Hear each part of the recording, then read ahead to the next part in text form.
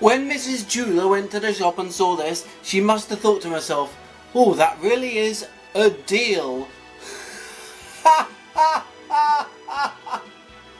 Of course it wasn't.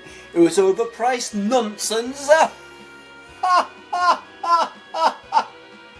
Because what they do is, with pop music like this, is that they press like 1,000,000 copies, so they get really cheap records made because they order so much, and then they sell them for like $30–40 each. Because people who like pop music, who thinks records are cool, will pay loads of money for overpriced rubbish. Let's take a look at the cover. Oh, I wonder who it is. I wonder if the people who make these records are a little bit worried that people won't recognise what their music is on the shelf. So they always, 9 out of 10 times at least, put the face of the musician on the cover so that you know exactly who it is, so that you'll definitely get it. So there's no chance you won't skip them when looking at the shelf. Oh, what a surprise. I wonder who this is. I know who it is.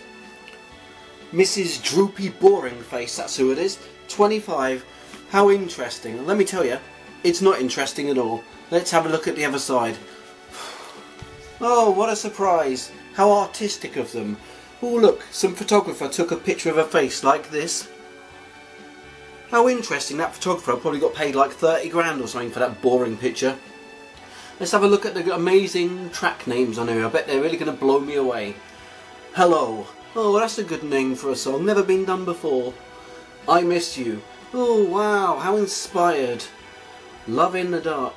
All I Ask. Oh, great. That's really interesting. XL recordings, blah, blah, blah. Boring, dead boring. Overpriced nonsense. And we see she's actually now signed to Sony Music, who are paying her like $1 billion or something because they're ridiculous. Hopefully they'll lose out loads of money over that. Let's have a look inside. Oh, look, 1,000,000 pictures of the boring singer. There she is, being all boring. And here, oh, look, another bland picture of the singer being really boring. And look at this, 1,000,000 credits here, because everyone who had a little twist of a knob gets to be credited on here. Because they have to make sure every little sound is perfect. Otherwise they'll be scared they won't sell another 1,000,000 copies and make another £1 billion. So yeah, there's 1,000,000 credits here of all the songwriters that probably aren't the singer, and all the producers who don't even know the singer, and they just signed her. They puppetize her. This is what you have to do. This is what you have to sing. This is what you have to wear on stage. This is what you have to look like. These are the deals you have to sign for makeup. Blah blah blah. All this sort of rubbish. Let's see what colour it is inside. Oh, I bet it's black. Oh, look, it's black. How interesting. How interesting of them. Oh, look, it's black. How boring.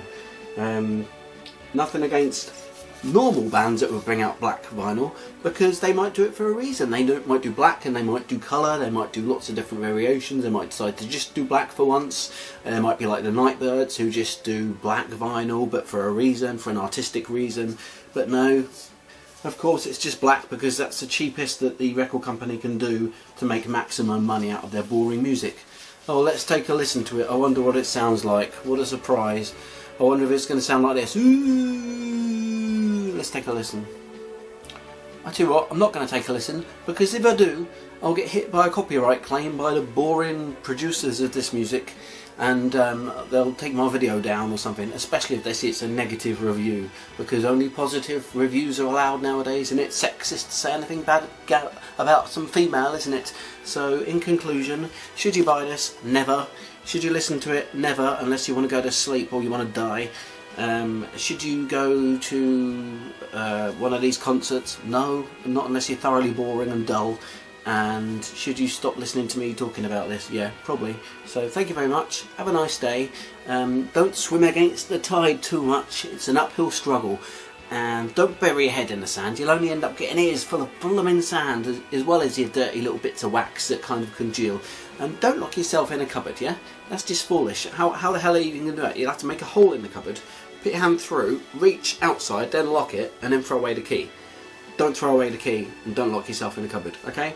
Good night, goodbye, and don't drink Domestos. Thank you ever so much for watching my very good video. Don't forget to subscribe to the Very Good channel and come back next week for another very good video. A video to watch.